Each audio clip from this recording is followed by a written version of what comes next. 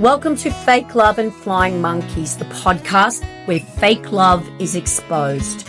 I'm Nova Gibson and I am your host. I'm the principal counsellor at Brighter Outlook Narcissistic Abuse Counselling.com.au. This space is dedicated to helping you reclaim your worth and understand the impact of toxic relationships with suspected narcissists.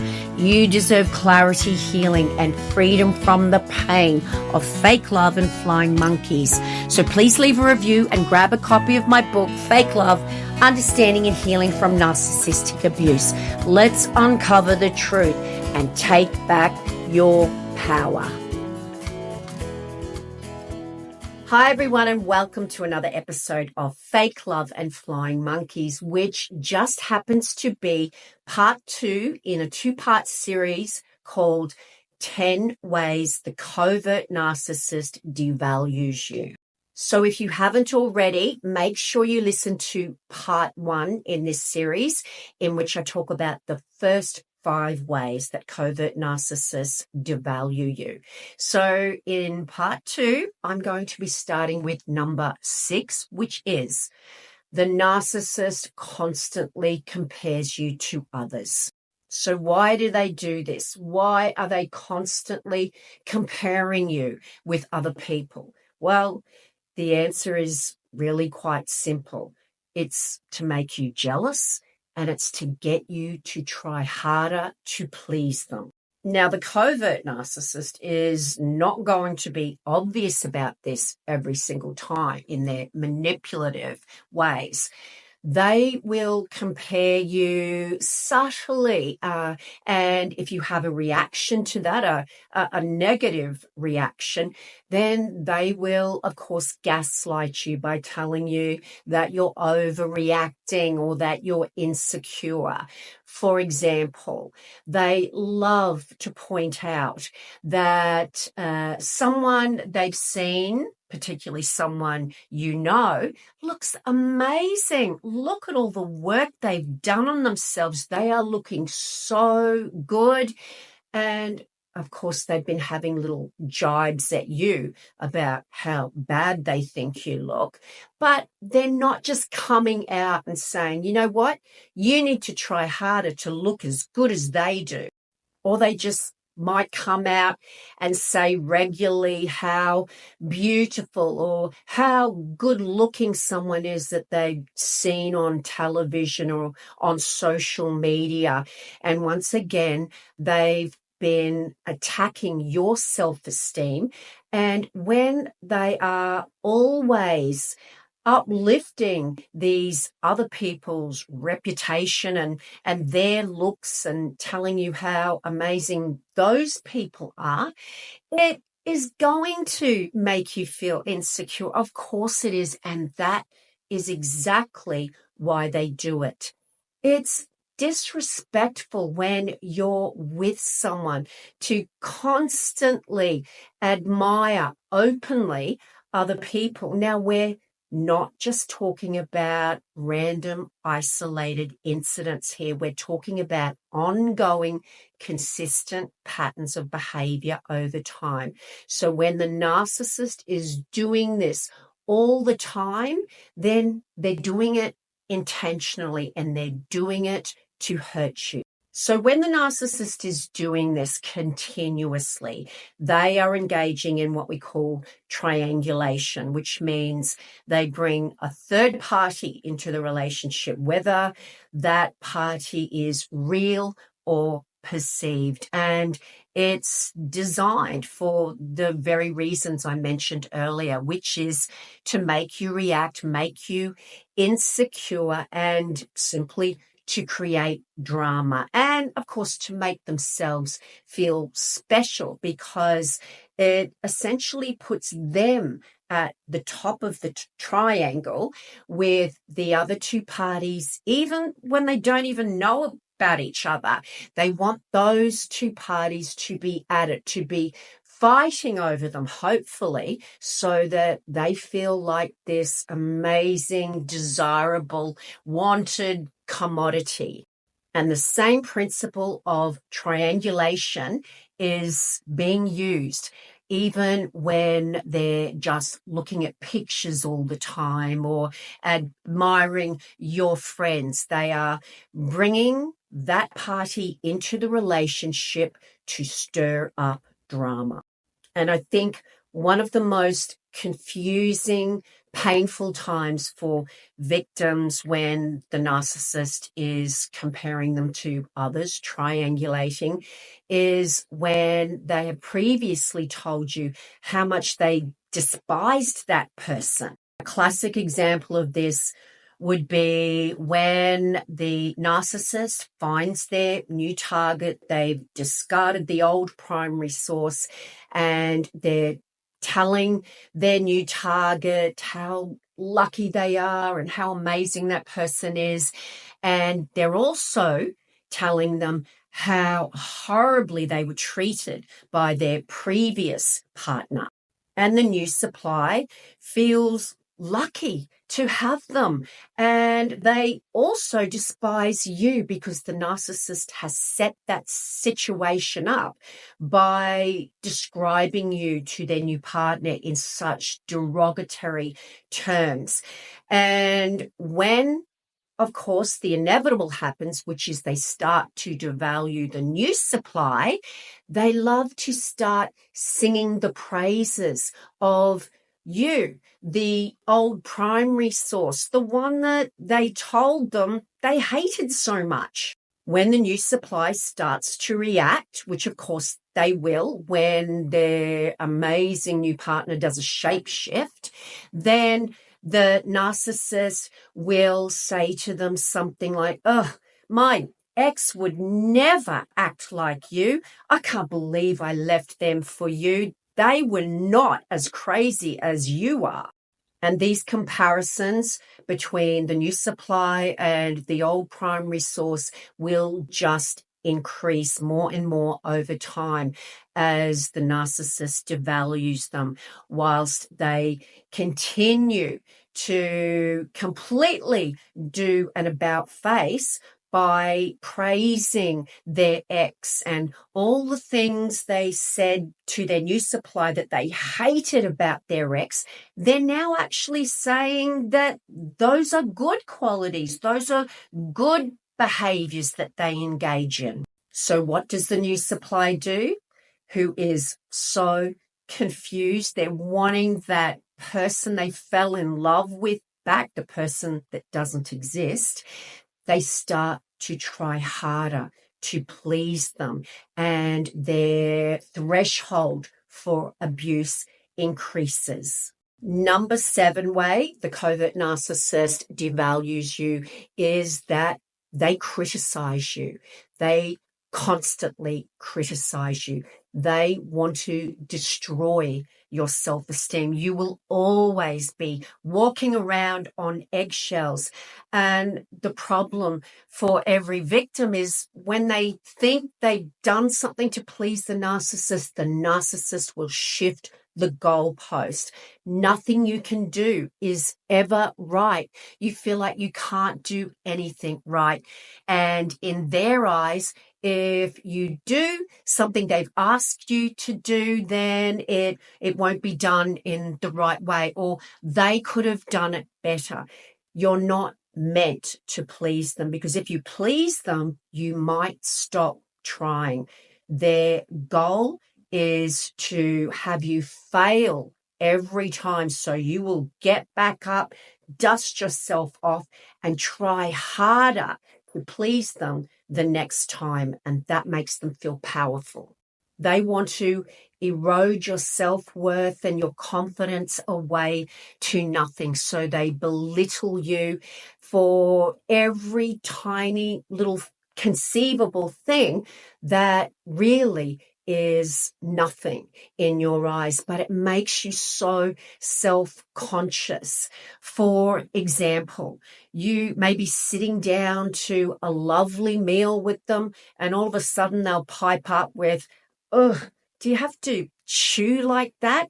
Or, "Why do you have to eat your food in that way?" So you find yourself trying to eat your food practically without breathing, you can't enjoy your meal and you really don't think that you are making any noise to begin with. But it just seems like every little thing you do irritates them. And their criticism towards you doesn't always come directly from a need to destroy your confidence.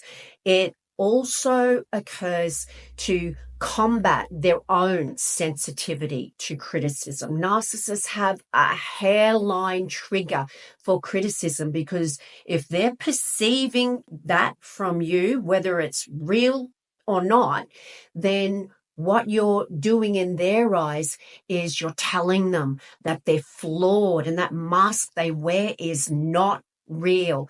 And because they feel under attack, they've got to criticize you, they've got to punish you to make sure that you don't dare go in that direction ever again. Number 8, they don't come home on time. This is an absolute classic way the narcissist makes you feel unimportant and, of course, ruins anything that you were looking forward to or that was important to you. For example, you have been telling them about this important work Christmas party, let's say, for ages. You know what they're like, so you gently reminded them. You, of course, don't want to nag them. And the night comes and it's 2 hours after you were supposed to leave. And here they are just getting home from work. You're distraught, you're devastated, you're frustrated, and you're angry. They walk in the door, and of course, you react, you confront them. And what does the narcissist say? Something like, look, it wasn't my fault. Someone's got to work around here, and work is more important than your Christmas party. Something came up. It was a crisis, okay? There was nothing I could do about it. And I'm here now, aren't I? But you know that this has happened before again and again. That's why you made sure they had lots and lots of notice and that you just gave them gentle reminders every now and then. You even put it in their work calendar. It's happened over and over again. If it was an isolated incident, then maybe you could forgive them. But because it's a clear, consistent pattern of behavior, therefore it's intentional.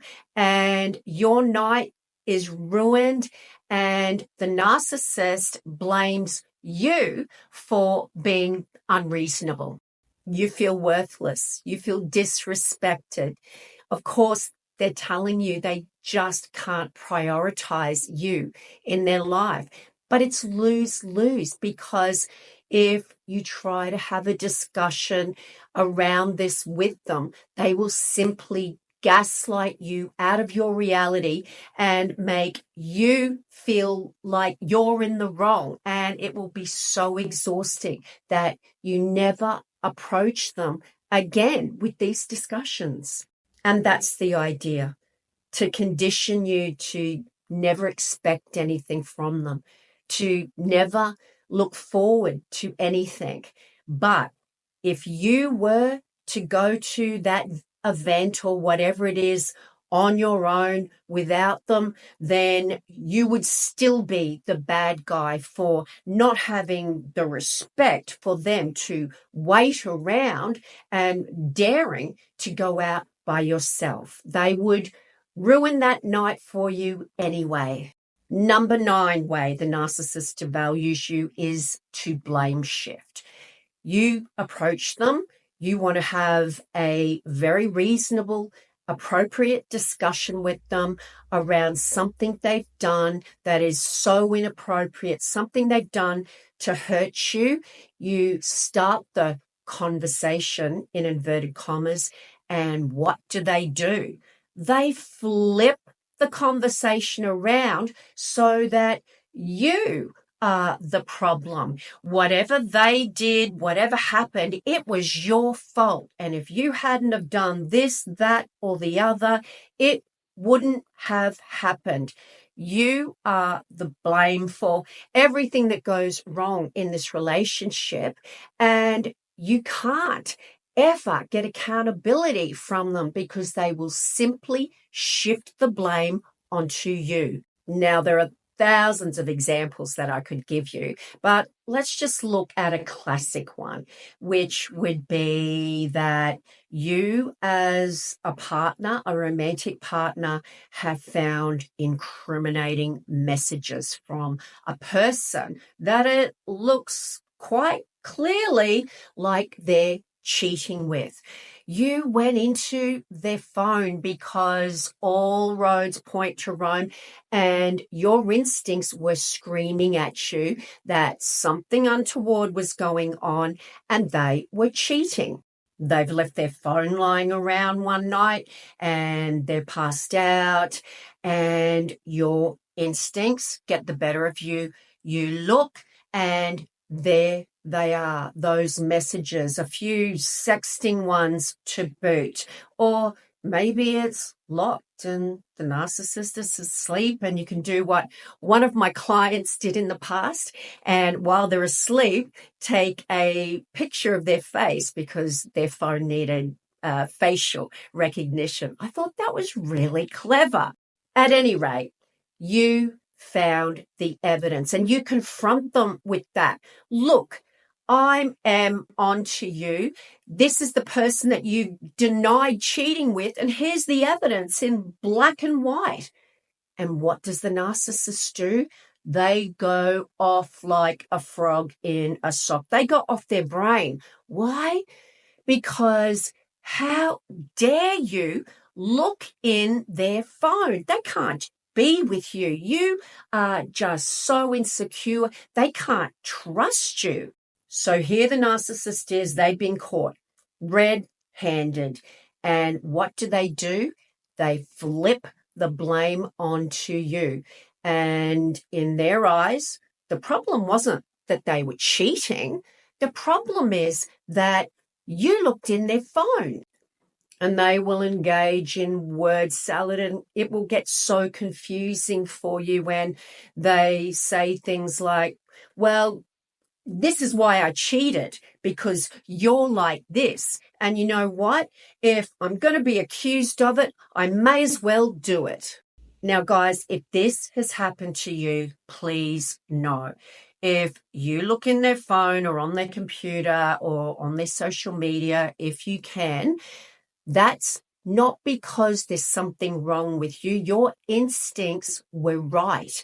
And if you know that that person is betraying you and they're lying to you about it, you have every right to try and find that evidence in the very place you know it will be. The problem is never the way you find the evidence. The problem is 100% always that they were engaging in that behavior in the first place. And number 10, devaluation strategy by the covert narcissist is they use gaslighting. Now, gaslighting is a form of abuse. It's a way of distorting your reality so that you don't believe what you're seeing. What you're seeing is not real. What you're hearing is not real. What you're feeling is not real. They will do something and it will be horrific, and you have every right to react in exactly the way you do. But they will gaslight you out of your reality by saying something like, oh, I can't believe you're overreacting like that. You are just too sensitive. That was nothing. They can also gaslight you or distort your reality in other ways, such as moving things around so that one day, for example, you go to find your car keys in the place you know you always leave them and they're not there. And the narcissist will find them in a spot that you know you didn't leave them. And they'll not only expect gratitude for finding them, but they'll start to criticize you because you've got such a bad memory. Basically, gaslighting or ongoing gaslighting is designed to destroy your sanity. They want you to think that you've got a terrible memory, that your perceptions are always wrong. And what happens then? You will turn to them, the very person who distorted your reality in the first place, for what the reality actually is. And that will always be what they want you to think it is. Gaslighting is torturous. It's abuse. And over time, it causes you to second guess yourself. You can't make decisions anymore. You think anything that you decide will be the wrong thing, and you're always asking people if you've done the right thing. You're too scared to make a decision in case it's the wrong one. And when it becomes the norm for you to doubt your own perceptions and feelings, then the narcissist is able to manipulate you and control you more. When you are continually being gaslit by your abuser, then you are continually in a constant state of confusion. You're telling the narcissist about something that they said to you. Maybe it's a promise they made, and they're saying to you, I didn't do that. I didn't say that. Have you checked your medication lately? It's also a survival instinct to do that, because you know from previous experience that trying to justify yourself and defend yourself and prove that you're right is just too draining and exhausting. So it is just easier to give in and go with what they've told you. So there are the 10 top devaluing strategies for these 2 episodes in this 2-part series. I am going to be talking about devaluation a lot more in future episodes, because of course there are thousands more ways the narcissist does this to you. But I hope you found those strategies, well, not enjoyable, but insightful in terms of being able to recognize what is happening to you. And that brings us to the end of another Fake Love and Flying Monkeys episode.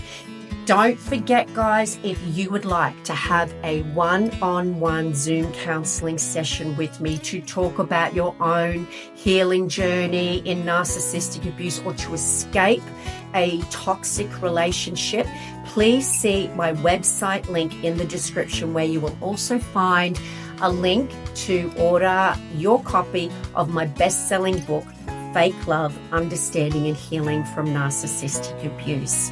Now, until tomorrow's episode, it's bye from me for now. If you would like to support the channel in the meantime, guys, the best thing you can do is to share. And if you'd like to do something extra, there's also a link there where you can buy me a cup of coffee. Until tomorrow, please remember, you are worthy of love, and you are worthy of so much more than a lifetime of fake love and flying monkeys.